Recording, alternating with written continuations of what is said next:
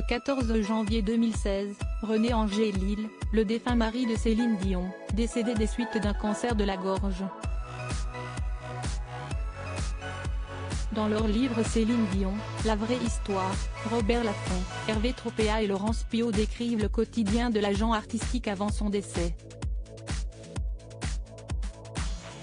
René est devenu quasi sourd, il ne voit plus très bien. Et les traitements l'ont épuisé, expliquent les auteurs. Chaque jour, des professionnels de santé se relayent aux côtés du malade. La journaliste et le producteur écrivent, en permanence devant la maison, des SUV sont garés, prêts à emmener René à la moindre alerte à l'hôpital de Henderson, note de la rédaction, situé à Las Vegas.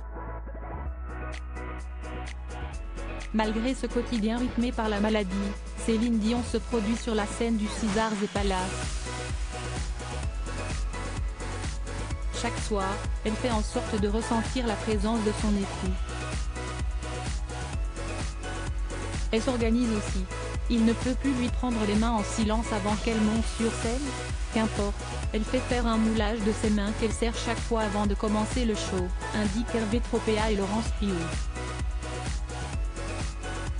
Ces derniers rapportent également que Céline fait ce signe auquel personne sauf eux ne comprend rien, quelque chose comme un L ou un V.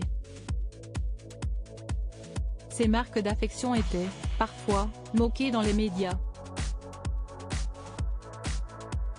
Supérieure à photo, Céline Dion à la sortie de la cérémonie d'adieu à René Angélil chaque soir, elle va l'embrasser à la fin de chacune de ses représentations. La maman de René Charles se presse de rentrer chez elle pour rejoindre son mari.